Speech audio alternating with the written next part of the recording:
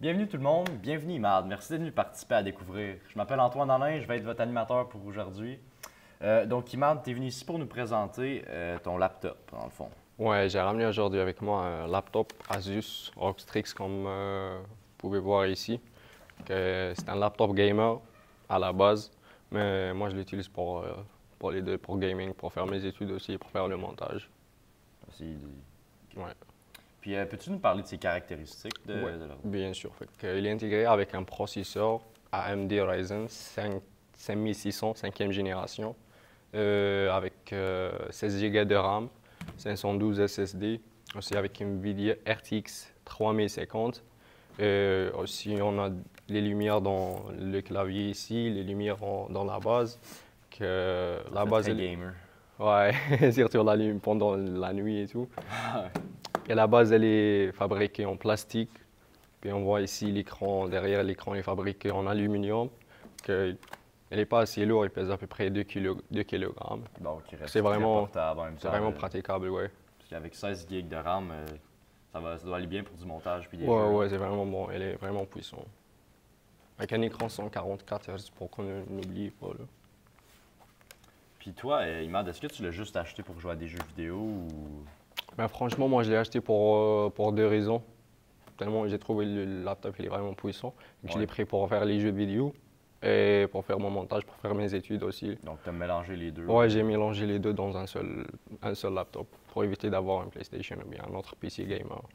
Ça te reviendrait cher. Là, ouais, c'est ça. Un laptop gamer, c'est pas, ouais, c'est vraiment cher. Bien confortable. Surtout dernièrement. Puis est-ce que tu conseillerais aux gens d'acheter le Asus ROG Strix? Ben, franchement, moi, je l'ai essayé, je le trouve vraiment puissant. Il est vraiment bon pour un étudiant qui veut faire genre deux choses dans un seul PC pour gamer, faire ses études. Là, c'est vraiment praticable, je trouve vraiment bon. Puis pourquoi pas acheter un MacBook comme la plupart des étudiants achèteraient? Moi, comme je t'avais dit, j'aimerais bien avoir un MacBook. Je connaissais plein de gens qui m'ont conseillé d'avoir un Mac, qui font des montages aussi sur des Macs, c'est vraiment praticable. Ouais. Moi, je l'ai acheté parce que je fais du gaming, donc c'est pour cette raison. Gamer sur un Mac, je pense pas que c'est arrivé souvent. Non, ouais, c'est ça, t'es pas capable. Non. Non, impossible. Puis admettons, je voudrais m'acheter un ordi ou même les gens voudraient s'acheter un ordi. Comment choisir entre un laptop Windows ou bien Mac? Ça dépend à l'utilisation de la personne. Par exemple, si c'est un étudiant, il veut utiliser son laptop juste pour faire ses études ou bien des fichiers simples, il n'a pas besoin d'avoir un laptop gamer. Peut-être un Mac ou bien un Windows. Un MacBook, ça va faire parfaitement la job. Ça fait parfaitement la job. Ou bien juste un laptop genre Windows qui n'est pas performant comme ça ou puissant, avec une 8 Go de RAM et tout, là, il est capable d'avoir un. Et pour un étudiant qui voulait faire ses études ou bien jouer en même temps en parallèle, je conseille d'avoir un laptop gamer, c'est mieux. C'est ça, en même temps, pour faire du montage, il faut un ordi puissant, c'est sûr. Oui, ça c'est sûr et certain. Pour faire du montage, il faut avoir un PC performant. Oui. Moi, je le trouve vraiment praticable et il m'a aidé beaucoup dans ma vie. Ouais, tu pourrais peut-être le montrer les lumières à la caméra. Oui, bien sûr. Comme on peut voir ici dans les lumières. Ah, puis je remarque que tu as des touches WASD, tu les as modifiées, ça fait très Là, c'est pas modifié, ça. Ah non, ça venait comme ça? Non, ça venait comme ça directement d'origine, ouais. Ben écoute, merci Imad d'être venu nous présenter ton objet, c'était super intéressant. Puis on va se revoir la semaine prochaine avec Guy qui va nous présenter les souris d'ordinateur.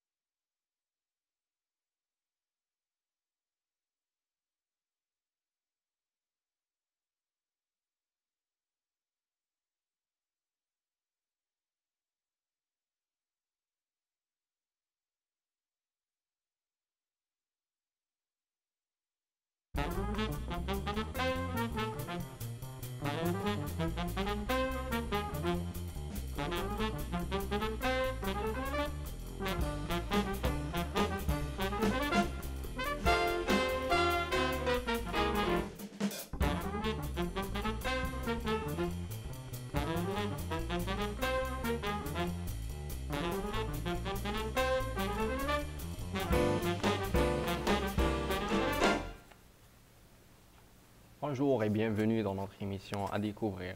Je m'appelle Amor Maddine, je vais être l'animateur aujourd'hui. On a le plaisir d'accueillir Gaï Kandoul, il va nous présenter son objet aujourd'hui. Bonjour Gaï, comment tu vas? Comment tu vas, alhamdulillah, toi? Ça va très bien. Qu'est-ce que tu as ramené pour nous aujourd'hui? Aujourd'hui, j'ai amené cette périphérie qu'on appelle la souris informatique de marque Logitech. C'est une entreprise suisse qui a créé en 1991 par Apple Suisse. Cette périphérie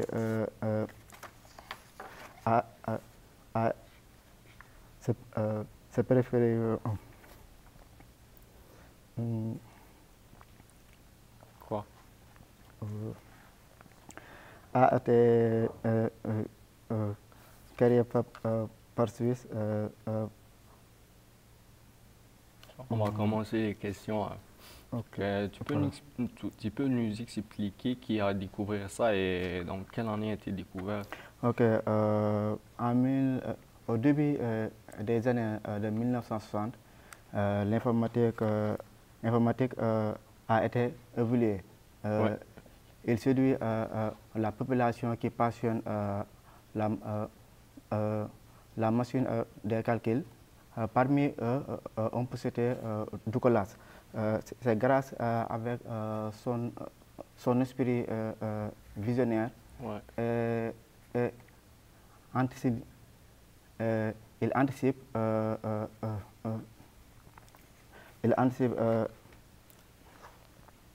l'ordinateur, exemple, l'ordinateur, raison pour laquelle c'est lui qui a raison pour laquelle il a découvert, exemple, de créer son première souris, c'est en 1963. Oui, en 1963, donc son rôle est de faciliter l'utilisation au niveau de l'ordinateur et l'utilisateur avec son navigateur, comme exemple Google Chrome, le Firefox, mais aussi on peut l'utiliser au niveau du Word, Excel. Avec un intervalle graphique au niveau de l'écran. Comment fonctionne la clique de ces boutons? Ok, en fait, la clique de ces boutons, on peut avoir d'abord la clique droite, mais l'utilisateur c'est différent. Par exemple, si on utilise l'utilisation clic droit au niveau du logiciel est différent de l'utiliser au niveau d'un écran. Par exemple, si on fait clic droit au niveau du Word, ça nous permettra d'utiliser comme exemple les polices, la taille. Dans chaque logiciel, elle a une autre fonction. Mais surtout, le clic droit, il a aussi un important comme exemple. Malheureusement, c'est la fin de notre émission, Gaï. Merci beaucoup d'être venu. Merci beaucoup pour tes informations. Et restez branchés avec nous pour le prochain épisode avec un autre invité et un autre objet à découvrir. Merci beaucoup.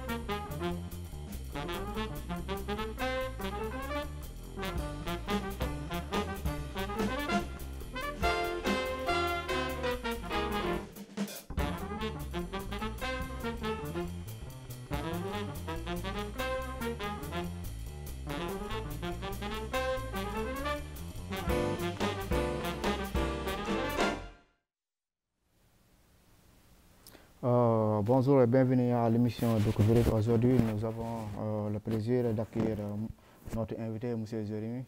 Il nous parle de ski et son histoire et comment tout ça fonctionne. Il partagera avec nous son expérience et pourquoi tu l'as choisi. Bonjour Jérémy. Bonjour, ça va bien? Ça va, alhamdulillah, toi? Oui, ça va, merci. Donc, tu vas nous expliquer un peu ton objet, c'est quoi? Oui, donc aujourd'hui, je vous présente le ski de la marque Line qui est affilié à la marque K2, le ski Tom Wallisch 2023. C'est le ski de l'année passée. Tom Wallisch, en fait, c'est son modèle pro de ski. C'est un ancien skieur professionnel. Pour tout ce qui est dans le snowpark. Donc, c'est ça. Sinon, sur le ski, j'ai une fixation Marker Griffin 13. Là, je dis des mots comme ça se peut que c'est pas tout le monde qui sait c'est quoi. Donc, ça, c'est la fixation aussi. C'est ça, c'est là qu'on va venir mettre notre botte quand on va mettre le ski. Puis j'ai dit le numéro 13, ça, en fait, c'est la tension qu'il y a dans la fixation. Parce que qu'est-ce qui est bien avec les skis, c'est que si tu tombes, le ski va supposément décrocher. Ça se peut qu'il ne décroche pas, mais il est supposé, s'il est bien ajusté, en fait. Ça, vous pouvez voir aussi, juste ici, les numéros. Puis ça, c'est un calcul en fonction du poids, de la taille de la personne, du niveau de la personne aussi. Si la personne est plus expérimentée en ski, on va augmenter la tension parce qu'il va probablement mettre plus de pression sur son ski puis le pousser un peu plus. Là. OK, oui, c'est intéressant. Donc, ce qui est en sorte que ce ski est pour le snowpark?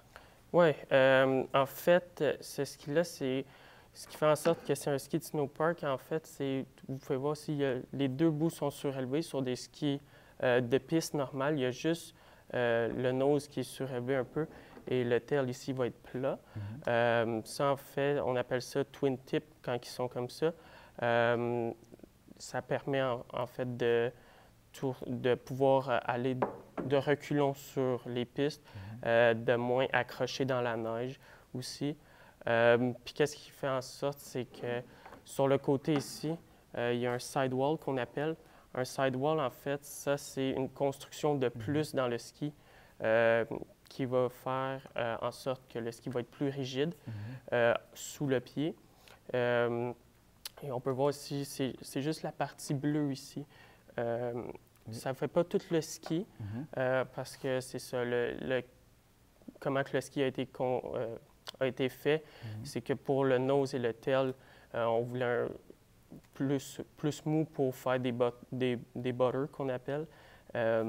Ça, c'est un truc, en fait, que tu fais juste mettre ton poids par en avant ou par en arrière, puis le ski va flexer en fonction de ça, puis tu peux faire un truc.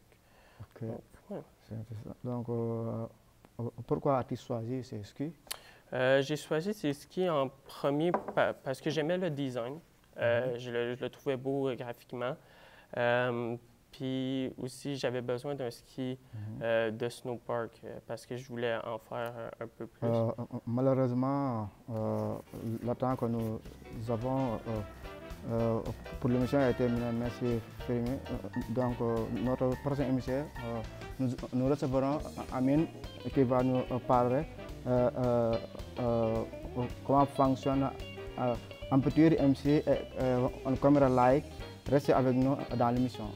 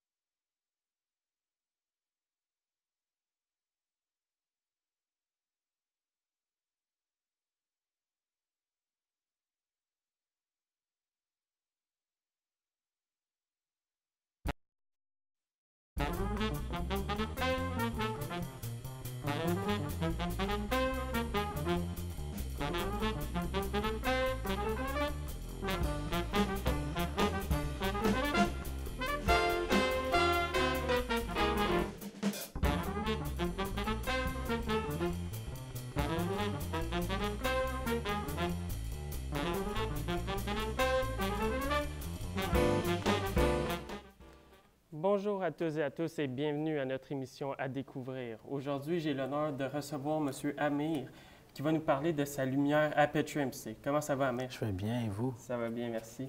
Écoute, je regardais ça tantôt, là, puis je me demandais vraiment à quoi ça sert un Aperture MC. En fait, l'Aperture MC, ça sert comme, c'est juste une lumière comme toutes les autres lumières. À part que l'avantage, c'est que tu peux mettre ça sur ta cam. Et aussi, ça a différentes fonctionnalités, mais la grande tâche, c'est pour juste l'éclairage, je peux dire.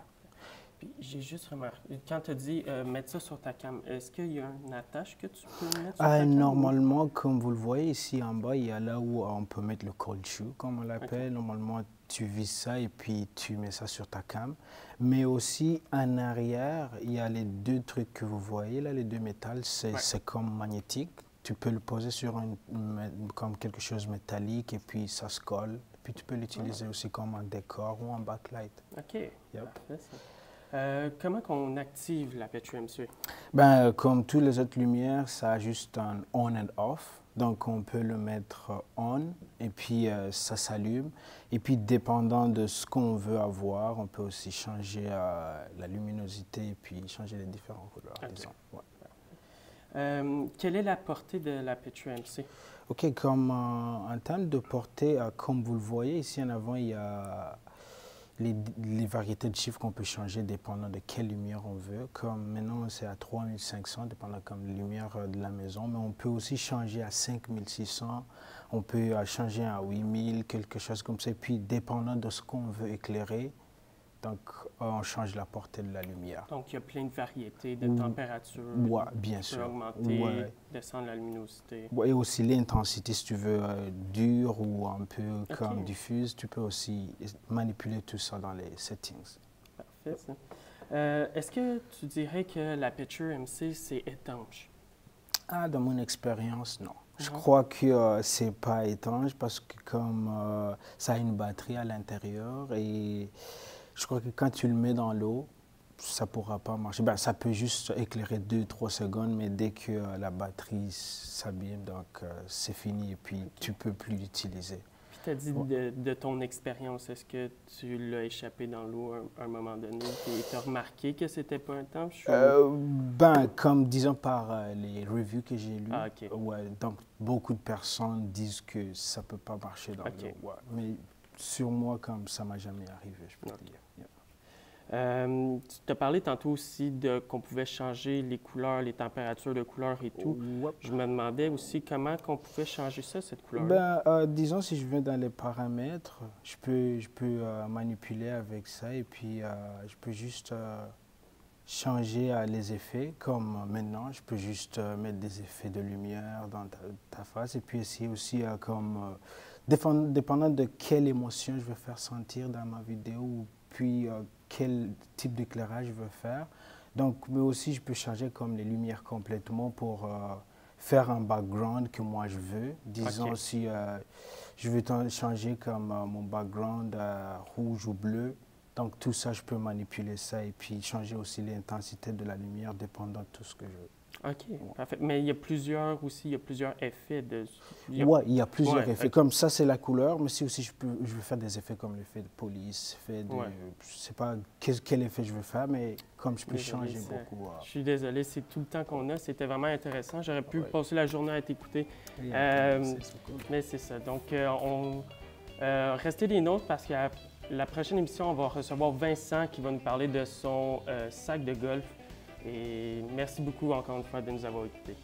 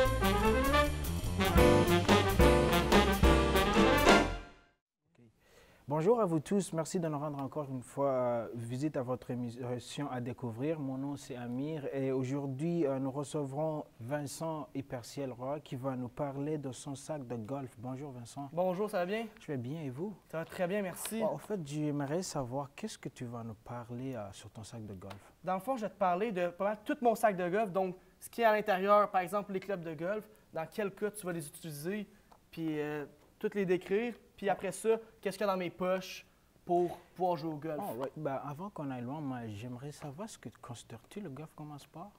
Ah ouais! Est-ce que Ben, ça paraît pas comme un sport parce que tu te promènes en cœur, tu vas à ta balle, tu shootes dedans, mais ça paraît pas vraiment technique, mais quand tu joues, c'est beaucoup plus technique parce qu'il faut vraiment que tu saches jauger ta puissance, dépendant quelle distance le trouiller, je sens comme si c'était quel un bâton boss. prendre, comment bien shotter, puis tout. Fait que ça paraît beaucoup plus technique que ce que c'est, mais ouais. On dirait que c'est un jeu des riches, comme vous fatiguez pas. Ouais, c'est ça, Ok. on peut dire ça de même. Alright. Ben, en fait, j'aimerais savoir qu'est-ce qui est dans tes poches. Dans mes poches, ici derrière, j'ai le gant antidérapant. Donc, le gant antidérapant, c'est rien que pour quand, mettons, tes mains un peu moites, là, OK. que quand tu vas shotter, ton bâton ne va pas glisser. Fait que tu as une bonne grip après ton bâton. Sinon, j'ai aussi le fameux tee. Le tee, ça sert avec le driver. Quand tu commences à shotter un trou, OK. tu vas mettre ton tee dans l'herbe, tu vas le planter dedans, tu vas déposer ta balle juste ici. Alright. Après ça, tu vas shotter, comme ça, la balle elle va partir plus haute. Fait que si tu tires plus en bas, bien, vu que la tête est quand même assez grosse, elle va quand même partir haut et elle va faire des grosses distances. Fait Alright. que le tee, ça sert à ça. OK. En fait, j'aimerais savoir, alors, donc, dans tous ces bâtons, c'est les 3 seulement que tu utilises ou c'est quoi spécialement ce qui est spécial avec les 3 bâtons que je vois en avant? Ça, c'est mes 3 préférés dans le fond. OK. Il y a le driver juste ici. Le driver, je l'aime bien parce que tu t'en sers à tous les débuts de trou. Puis c'est celui avec lequel tu vas faire le plus de distance. Fait que quand tu shottes une bonne balle, ça part straight, puis c'est un bon feeling. Alright. Quand tu as fait bien partir straight, là, c'est vraiment satisfaisant. OK, donc, lui, il est seulement utilisé pour les longues distances.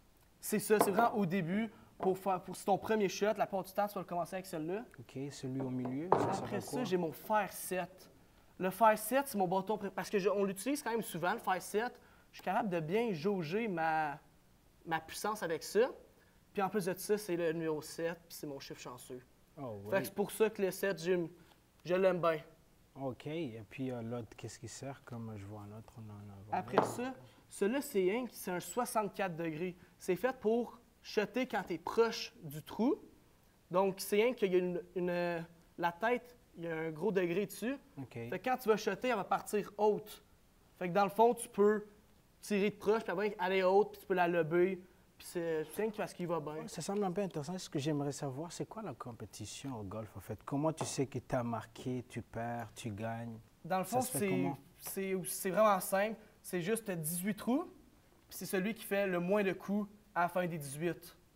Fait que c'est rien qu'il faut que tu essaies de te rendre, mettons, sur le green en 2 coups. Le green, c'est la place où est-ce que il y a le drapeau, où est-ce qu'il y a le trou. Est-ce qu'au moins, avez-vous des sanctions dans votre jeu, comme un règlement, si quelqu'un fait une faute, avez-vous des Pas sanctions? vraiment, pas à ce que je sache. Moi, je joue pas mal plus pour le fun, Oui. mais c'est vraiment shot, ben ton shot. All right. Merci beaucoup, mon Dieu. En fait, c'est juste le temps qu'on a. All right. J'aimerais continuer à t'écouter. Ça semble intéressant de jouer au golf, mais merci beaucoup pour votre temps. En fait, restez de notre. On va recevoir Ariane qui va nous parler de son Insta Mini. Donc, restez de notre pour la prochaine émission. Merci beaucoup et bonne soirée.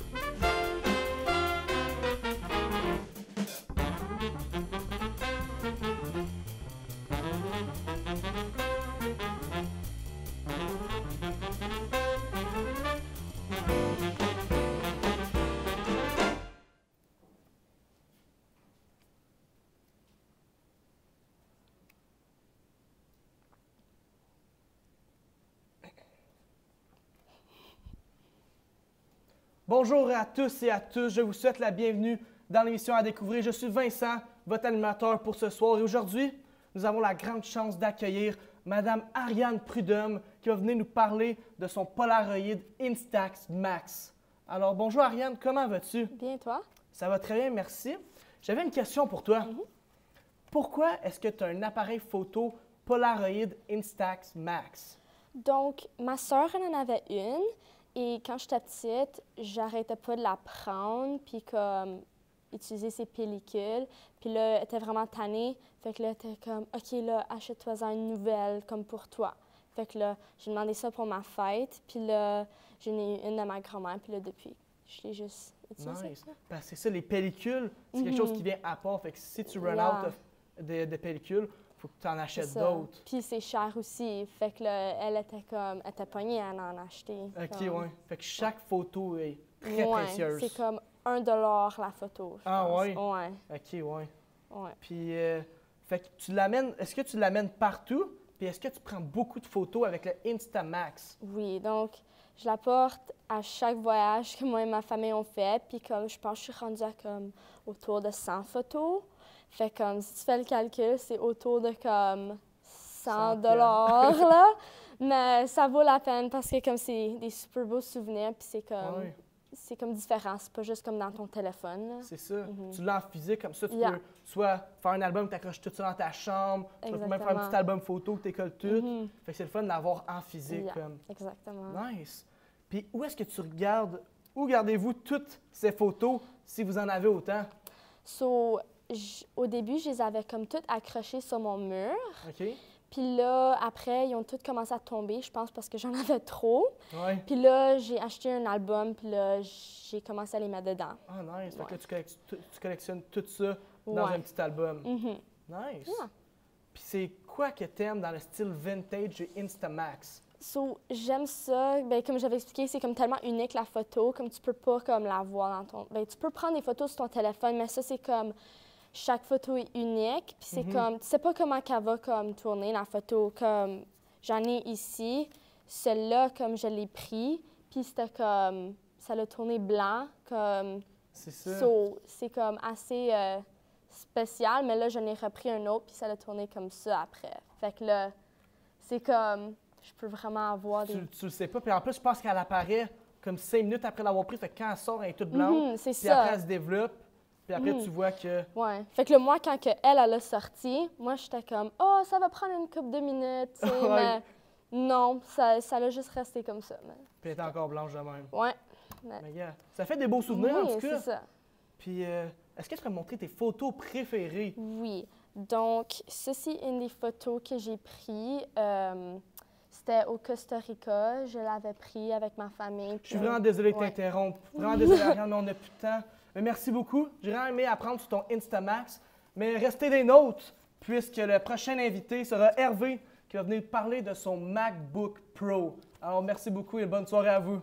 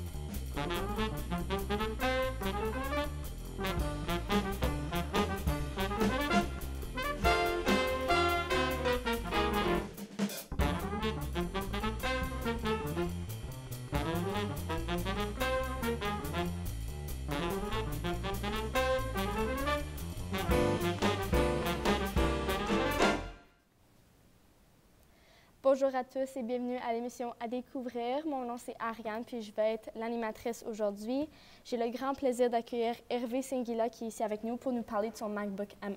Donc ça va bien? Oui, ça va bien, merci. Et toi? Oui, ça va bien. Donc la première question que j'ai pour toi c'est quel est le rôle du MacBook M1 dans la production télévisuelle?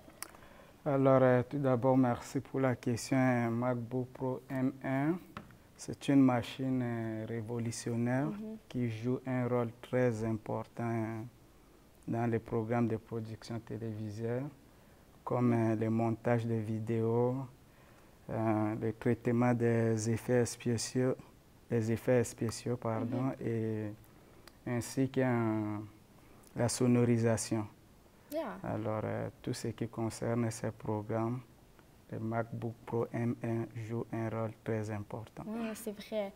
Puis, quels sont les avantages d'avoir le MacBook Pro M1 dans la production télévisuelle? Alors, les avantages sont nombreux. Le MacBook Pro M1 pourrait vous aider à exécuter les tâches très rapides à la post-production. C'est vrai. Parce que ses caractéristiques, par exemple la carte SIM M1 que le MacBook Pro M possède, alors c'est une carte SIM très avancée qui va vous aider à améliorer vos tâches et exécuter très rapidement. Oui, c'est vrai. Puis, existe-t-il des désavantages associés au MacBook Pro M1? Oui, les désavantages sont aussi très nombreux. Malheureusement, un MacBook Pro M1 ne peut pas prendre la clé USB 3.0. Ouais. Alors, c'est ça. Et aussi, le MacBook Pro M1 n'est pas compatible avec d'autres logiciels. Et surtout, les logiciels les plus anciens ne sont pas compatibles avec un MacBook Pro M1. OK. Puis, quelle est la durée de vie de la batterie du MacBook M1? Alors, la durée de vie, ça dépend ce que vous utilisez. Ou, par exemple, si vous utilisez un MacBook Pro M1 pour des recherches sur les sites web, ou si vous l'utilisez pour la lecture des vidéos, là, ça va beaucoup durer l'autonomie. Ça pourrait aller jusqu'à 20 heures d'autonomie pour la batterie. Mais dans d'autres cas, ça pourrait s'épuiser vite. Là, ça dépend. OK, donc le MacBook Pro est-il compatible avec tous les logiciels pour la production télévisuelle? Oui, surtout pour la production télévisuelle. Cette machine révolutionnaire est conçue uniquement pour jouer un rôle très important. Alors, peu importe le logiciel que vous utilisez, par exemple, un logiciel de Final Cut Pro ou un Photoshop, tout ça est compatible avec un MacBook Pro M et ça va beaucoup vous aider. Donc, ça va bien dans le programme avec tous les logiciels? Oui, c'est ça. Cette machine est conçue spécialement pour les post-production. Donc, malheureusement, c'est tout le temps qu'on a aujourd'hui, Hervé, mais merci beaucoup de nous avoir présenté ton MacBook M1. Et restez avec nous parce qu'à la prochaine émission, Maya Escobar se représente pour nous montrer ses souliers de claquettes. À la prochaine.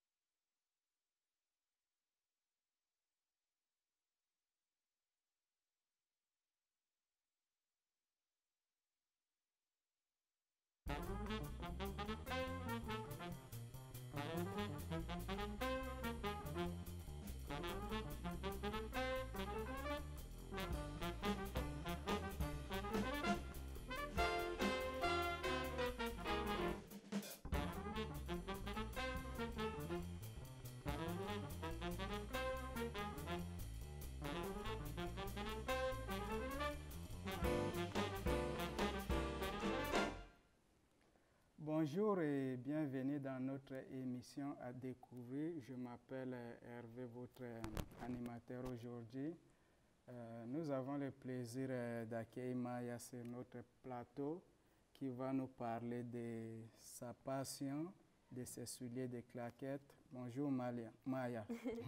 Salut. Salut, ça va bien? Oui, ça va bien et toi? Ok, tu as choisi de nous parler de tes souliers qui te tiennent vraiment à cœur. Ouais. Et ce sont les souliers de claquettes. Pourrais nous parler en plus de détails sur les souliers? Oui, ben dans le fond, j'ai choisi de présenter des souliers de claquettes parce que c'est un objet qui relie un peu deux de mes grandes passions, qui est la danse puis le cinéma. Ouais. Puis la première fois que j'ai porté des souliers de claquettes, je pense que je devais avoir 6 ans. Puis j'ai immédiatement tombé en amour avec ce style de danse. J'adorais le rythme puis les sons que j'étais capable de créer avec mes pieds. Ouais. Puis c'est ça, j'ai continué de faire de la claquette longtemps dans ma carrière de danse. Puis c'est ça.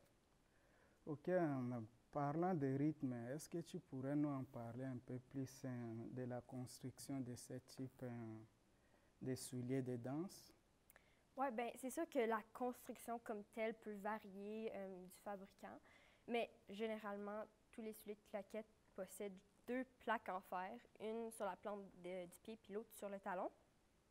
Puis le cuir, il reste pas mal toujours assez rigide, mais on a quand même fait du chemin parce que l'origine des souliers de claquettes, c'était genre des souliers faits en bois.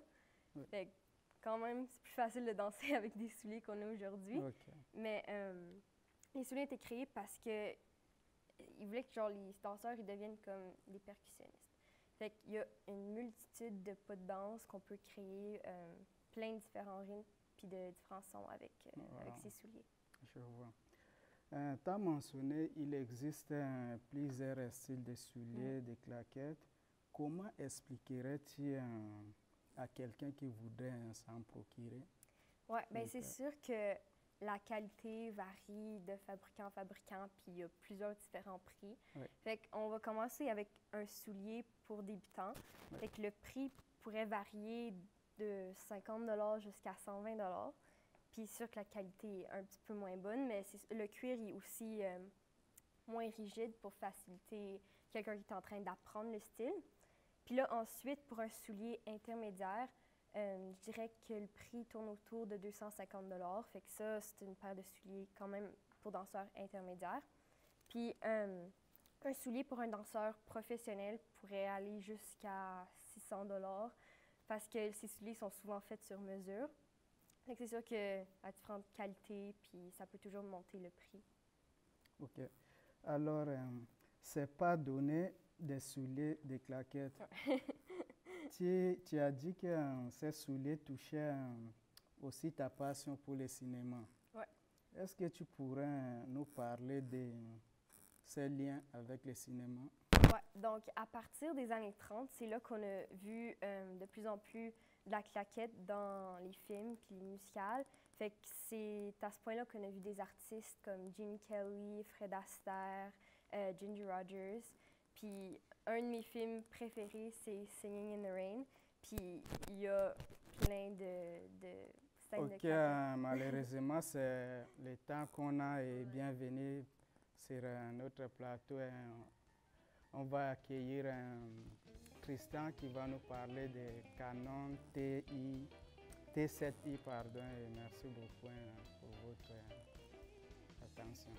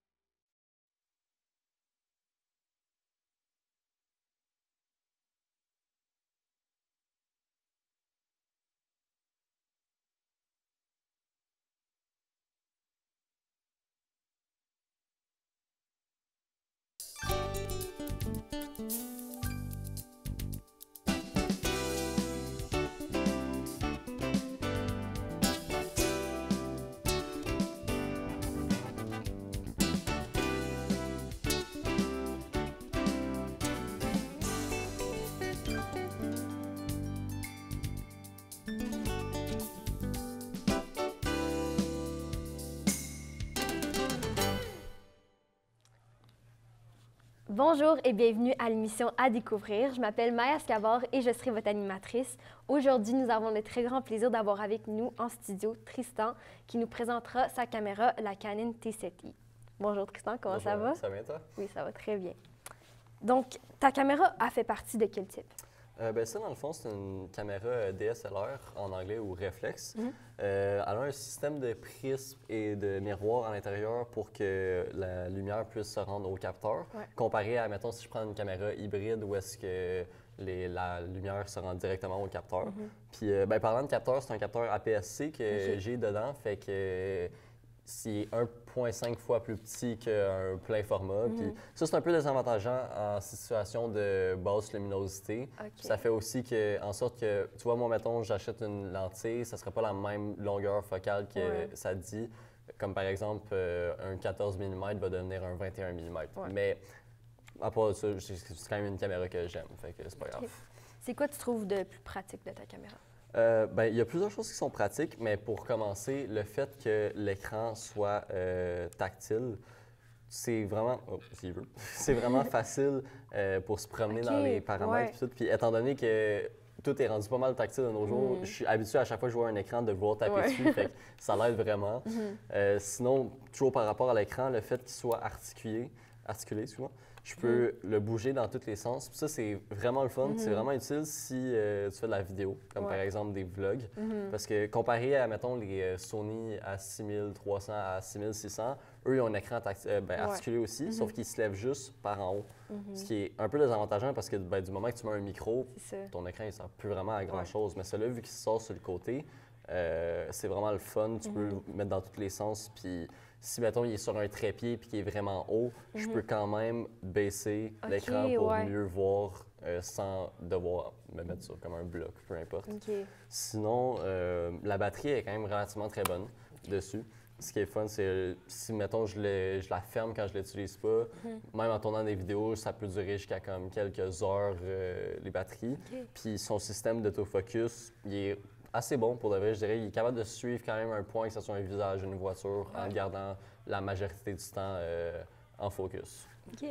Est-ce que tu dirais que ce serait genre une bonne caméra pour quelqu'un qui débute dans le monde de la photographie? Oui, vraiment. Parce que en fait, ce qui est le fun, c'est qu'à chaque menu que je tourne, il y a tout le temps comme ça me dit, sur l'affichage, ça me dit qu'est-ce que ce mode-là il fait. Ça me donne des exemples de si, mettons, je tourne. Tu vois, mettons, si ça serait pour gérer le shutter speed, la vitesse d'obturation, si je le tourne, ça me donne des exemples de ça serait plus flou ou moins flou. Fait que pour commencer, c'est vraiment pratique quand tu ne sais pas nécessairement qu'est-ce que les paramètres font. Bien, la caméra te l'explique carrément. C'est quoi qui t'a poussé vers commencer la photographie? Je dirais que ça a commencé quand j'ai eu mon iPhone 12 Pro. C'était la première fois que j'avais comme un appareil avec une caméra aussi bonne que dessus, qui est quand même juste une caméra d'un téléphone, mais quand même c'était mieux que les autres iPhones que j'avais eu avant. Puis j'aimais vraiment ça, à chaque fois prendre des photos, que ce soit des paysages avec des couchers de soleil, des feux, tout ce qui attirait mon œil en gros. Puis je trouve que j'ai quand même un bon œil photographique, si je peux dire ça comme ça. Genre, je vois quand même ce qui serait beau à la caméra. Fait que... Bien, je suis désolée de t'interrompre, mais malheureusement, c'est tout le temps que nous avons pour aujourd'hui. Donc, un gros merci à Tristan d'être venu nous présenter sa caméra, la Canon T7i. Et restez à l'affût pour notre prochaine invité, Amine, qui nous présentera une figurine de collection.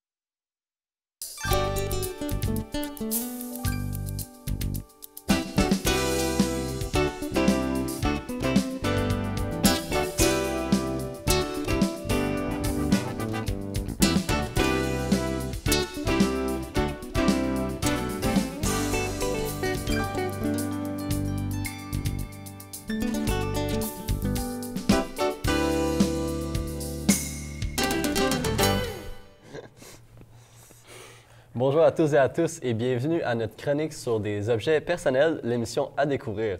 Nous avons aujourd'hui la chance d'accueillir M. Amine Zinette qui va nous parler de sa figurine. Ça promet d'être très intéressant et original, donc surtout restez avec nous. Bonjour Amine, ça va bien? Bonjour, ça va et toi? Ça va bien, merci. Alors, pour commencer, cette figure, ça représente quoi exactement?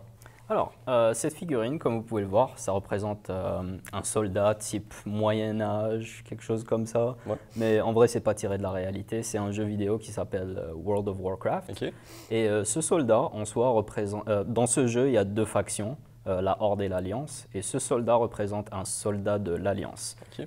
Et à ses pieds, il y a un drapeau. Et c'est le drapeau de la faction adverse qui est la Horde. Fait que Voilà. j'imagine que la Horde, eux, sont en rouge. C'est ça. OK. L'Alliance est en bleu, ce qui est la couleur de cette figurine, et la Horde, c'est la couleur rouge. Ah, OK. C'est intéressant. Fait que j'imagine que ça doit coûter cher vu que c'est une figurine de collection. En vrai, pas tant que ça. J'ai check sur eBay, ça coûte dans les 200$. Ah, OK, pas super. Ce qui est pas pire pour une figurine comme ça, sachant qu'il y a eu 500 exemplaires qui ont été créés. C'est pas beaucoup. Donc oui, c'est pas... J'ai cherché à la vendre, mais ça vaut pas le coup. Pas encore. Pas encore. Ouais. Peut-être dans quelques années. Ouais. Excellent. Fait que est-ce que tu peux nous en dire plus?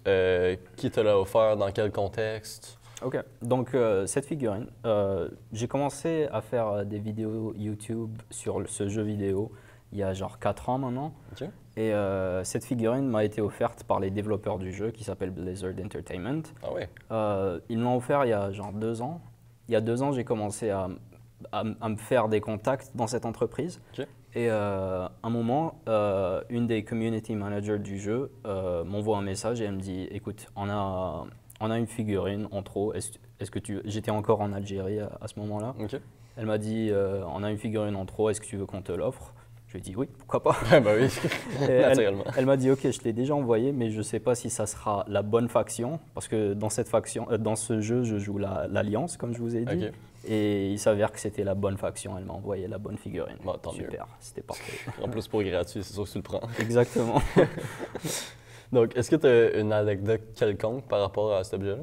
Alors, une anecdote, oui. Quand je suis venu, il y a quelques mois ici au Canada, j'ai fait passer ça avec moi dans une valise à l'aéroport. Ouais.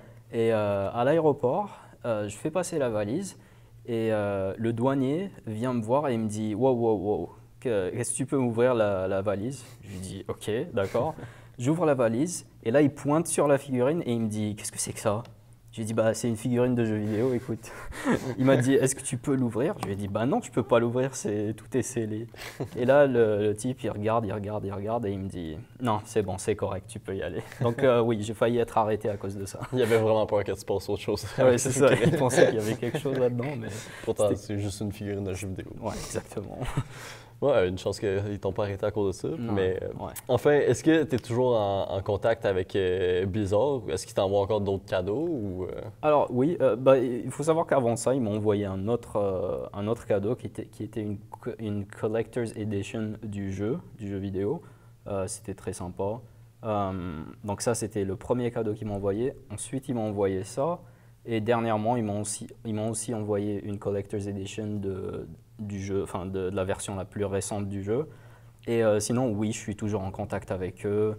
Ils m'envoient pas trop de trucs physiques, plus des trucs digitaux, genre des codes pour le jeu, du temps de jeu, surtout parce que c'est un abonnement, donc ils m'envoient beaucoup de temps de jeu. Et voilà, sinon je garde toujours cette figurine dans ma chambre. OK, Voilà. ça. Ben, écoute, j'aimerais pouvoir t'écouter toute la journée, Amine, c'était très intéressant. Merci de nous avoir présenté ton objet, mais malheureusement, c'est tout le temps qu'on avait avec toi aujourd'hui. Mais restez avec nous parce qu'après la pause, on accueille Alec Pronovo qui va nous présenter son Zoom F8. Merci, à tout de suite.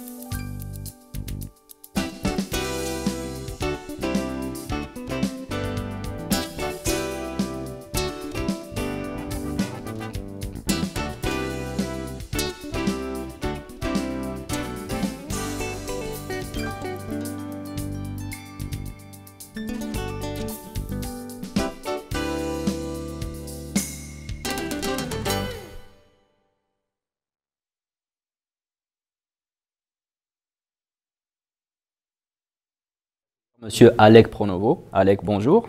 Alec aujourd'hui nous fera découvrir un objet dont il ne se sépare jamais quand il travaille, le Zoom F6 Field Recorder, un matériel indispensable lorsqu'on enregistre du son sur terrain. Mais je vais le laisser en parler davantage. Alors Alec, bonjour, bienvenue dans notre émission. Bonjour. Quand est-ce que le Zoom F6 est apparu, dis-moi? Donc le Zoom F6, à la sortie, était annoncé par NAB, National Association of Broadcasters, en 2019, et c'était vendu la même année. Et ouais, c'était en 2019. Oh, nice. Mais dis-moi, cet outil sert à quoi exactement? Cet outil, c'est pour faire l'enregistrement audio. On a 6 tracks, comme on peut voir. Et c'est très utile pour à l'extérieur du studio, où tu n'as pas des bulkheads ou comme d'autres outils qui est très utile dans un studio. C'est tout compact dans cette machine. OK, c'est cool. Et j'imagine que genre, tu gardes ça dans ta ceinture sur terrain ou est-ce que tu fais ça?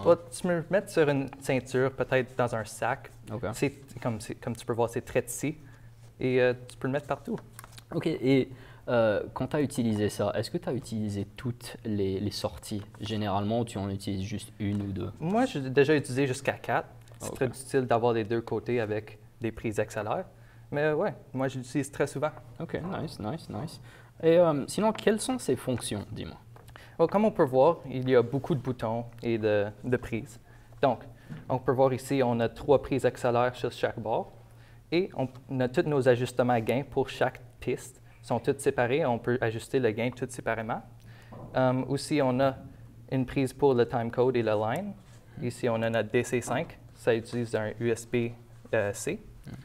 Sur l'autre bord, timecode, et on a une prise 3.5 mm pour des écouteurs.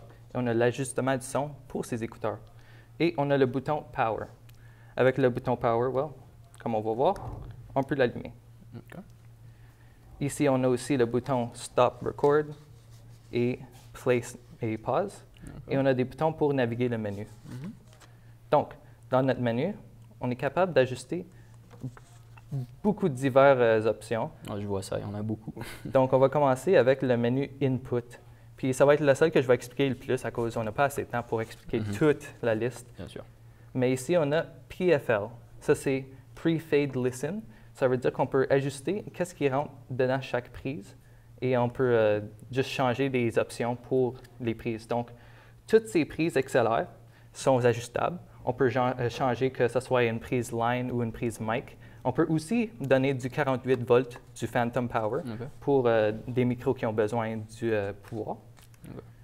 Ici, on va voir qu'on a notre source où on peut changer ce que j'ai expliqué ici. On a aussi notre trim. Ça, c'est la même fonction que juste ajuster ici avec notre ajustement avec le bouton ici. D'accord.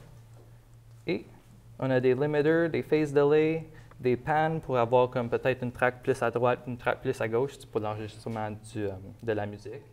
Et on a notre moniteur. OK. Intéressant. Je voulais ajouter une question, mais je pense que ça va être tout le temps qu'on a aujourd'hui. Merci beaucoup, c'était très intéressant de nous avoir présenté cet objet. Mais voilà, notre émission touche à sa fin. Alec, merci beaucoup de nous avoir fait découvrir cet objet et nous espérons te revoir très bientôt. Mais pour l'instant, nous allons donner parole à notre prochain chroniqueur, Arnaud Joseph, qui nous parlera de sa guitare basse. Merci à tous d'avoir suivi cette émission et à tout de suite pour la prochaine interview.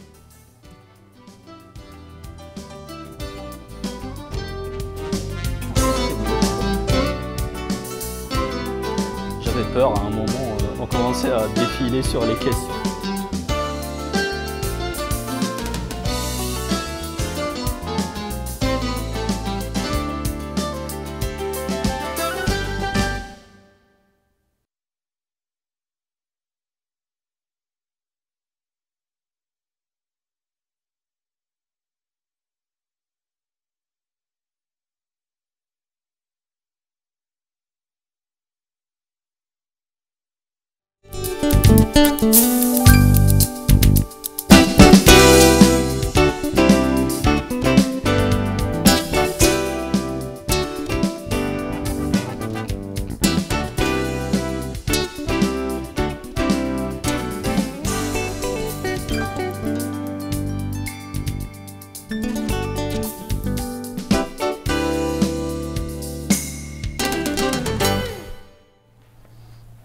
Bonjour et bienvenue à votre émission Démonstration à découvrir. Je m'appelle Alec Pronovo et je serai votre animateur pour cette émission.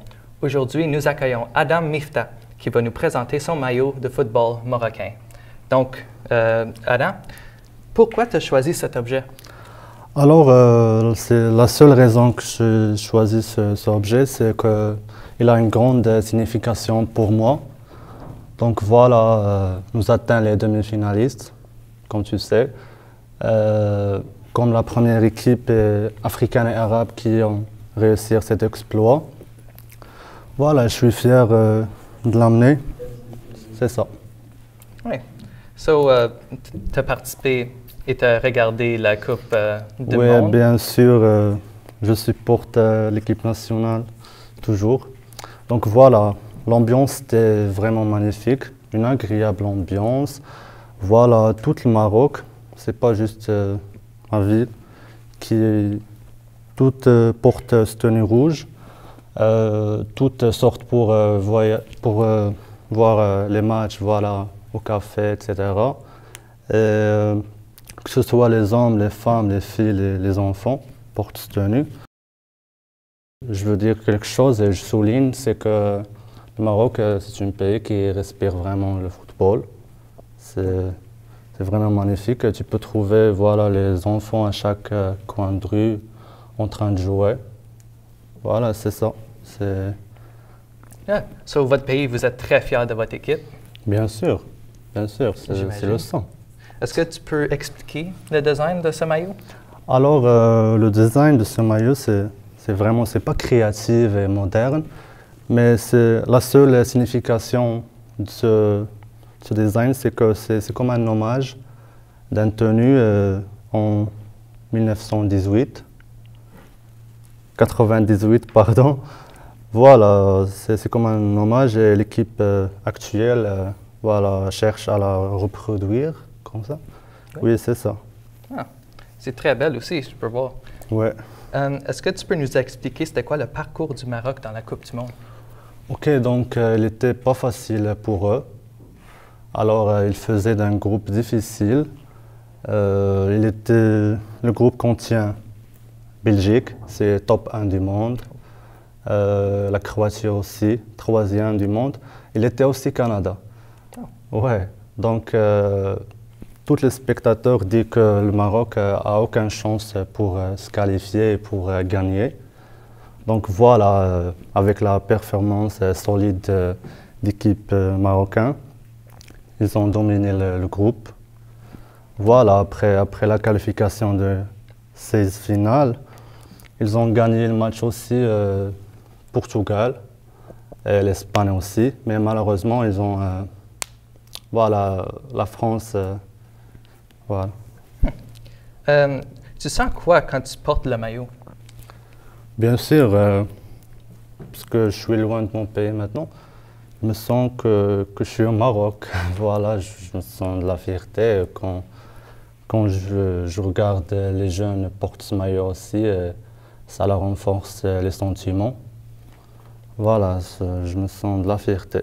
Vous êtes très fiers. Et ça, c'est très, très beau à voir. Donc, malheureusement, ça, c'est tout le temps qu'on a pour cette émission. Okay. Restez avec nous, car après cette émission et après la pause, nous rencontrons Arnaud Joseph qui va nous présenter sa basse custom électrique. Merci.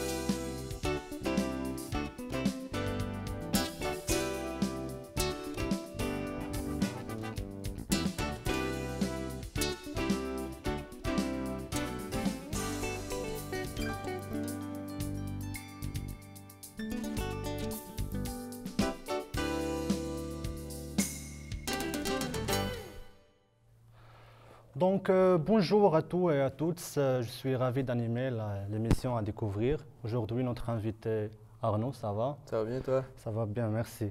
Donc, Arnaud va partager avec nous son expérience avec le Squier Bronco Bass Custom ou Bass Electric Custom. Donc, on commence. Donc, comme tu l'as dit, c'est une bass. Ouais. Donc, pourrais-tu nous expliquer au détail l'instrument de musique que nous avons devant nous? Oui, fait que c'est une bass. Elle a 4 cordes, comme pas mal tout le standard A, D, G, B pour les notes. Okay. C'est une bass, par contre, qu'on appelle short scale, échelle courte, parce que du pont jusqu'au sillet, ça mesure 30 pouces. C'est les courtes. Oui, c'est ça. Elle est un peu plus courte, plus comme un format guitare. Une bass traditionnelle, ça va être 34. Fait que c'est pas mal ça. Des fois, tu peux avoir du 32, mais celui-là, c'est short, fait 30. Elle a un micro humbucker, un volume, un tone, un pickguard, 2 attaches strap. Elle a une plaque de contrôle en métal, 4 clés, puis on appelle ça un string tree. Dans le fond, ça fait juste tenir les cordes pour la tension. Elle a un manche en maple. La couleur est Lake Placid Blue. Ouais, j'aime bien. Puis un hardtail, dans le fond, fait que les cordes sont stables, il n'y a pas de vibrato. Donc, quelles sont les modifications que tu as faites? Donc, les modifications, premièrement, j'ai évidemment changé la couleur. Je ne sais pas si on va pouvoir le voir, mais juste ici. Ouais, elle était rouge. Ouais, elle était rouge avant, exactement. Elle a des petites batailles de guerre. Donc, j'ai changé la couleur. J'ai passé d'un Torino Red, qu'on appelle, à Lake Placid Blue. J'ai changé le micro. Avant, j'avais celui-ci, qui était un micro de guitare. Grand changement. En fin de compte, oui. Il y a 6 aimants, fait que c'était même pas un bon micro qui était dedans. Fait que je l'ai changé pour un humbucker, un micro double, avec les 4 aimants pour la bass qui est faite pour ça. J'ai changé la plaque de contrôle, j'ai changé la plaque de protection contre le pic, si jamais. Fait que j'ai pris un vinyle, celui-là c'était une plaque de métal. J'ai changé les deux le volume et le tone, les potes, parce que c'est des puissances de 500 qu'il faut pour un humbucker. C'est bien. J'ai changé les clés, j'ai changé le decal juste ici. Je l'ai mis un peu plus fancy. J'ai changé aussi le sillet juste là. J'ai mis évidemment des petites lignes de compétition parce que je trouvais ça joli. Dans le fond, j'ai pas mal tout changé, sauf le pont et le string tree. Presque tout a changé. Oui, exactement. C'est bien. Donc, pourrais-tu nous expliquer le processus de modification que tu as fait pour l'instrument? Donc, évidemment, quand tu modifies une bass, ben, tu en prends une. Admettons, moi, je l'ai acheté au magasin. Une bass juste pour une plateforme pour la modifier. Évidemment, tu la démontes. Après ça, c'est la couleur qui est pas mal le gros à faire. Fait qu'il fallait enlever l'ancienne couleur. Fait que sabler. C'était dur. Ouais, c'était quand même... C'est long. C'est surtout long parce que sabler, ça prend du temps. Puis tu veux pas trop scraper le bois. Fait que j'ai commencé par sabler. Une fois que j'ai fini de sabler tout ça, on a reverni la bass, on a mis du primer pour appliquer la couleur qu'on voit. C'est bien. Lake Placid Blue. Ensuite, toute l'électronique, fait que j'ai dû creuser une autre cavité à l'intérieur, plus grande, parce que le micro était évidemment plus petit à l'époque. Fait que la cavité ici est beaucoup plus grande. Ici aussi, j'ai dû ajuster parce que l'inclinaison de l'ancienne plaque n'était pas la même. Ensuite, donc, une fois, c'était réassemblé. Voilà, c'est bien, j'adore. Donc, alors c'est tout pour aujourd'hui dans l'émission à découvrir.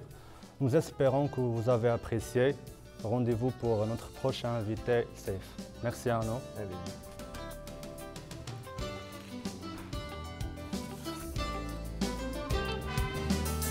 Donc c'est tout, c'est bien, j'ai bien aimé ça.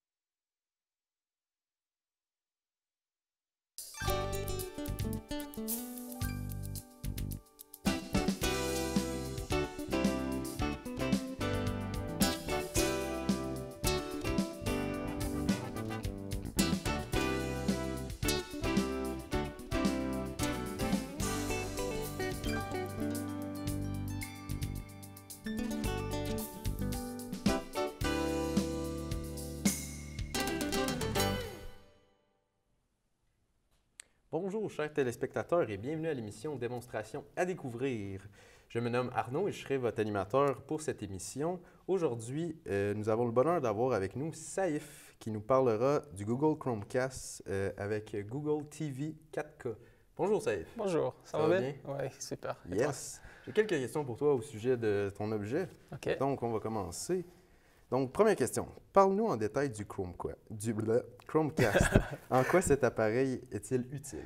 Écoute, c'est un appareil, en fait, c'est un dispositif multimédia qui sert à la diffusion. Techniquement, c'est un appareil qui rend ta télé ou ton rétroprojecteur en une Smart TV.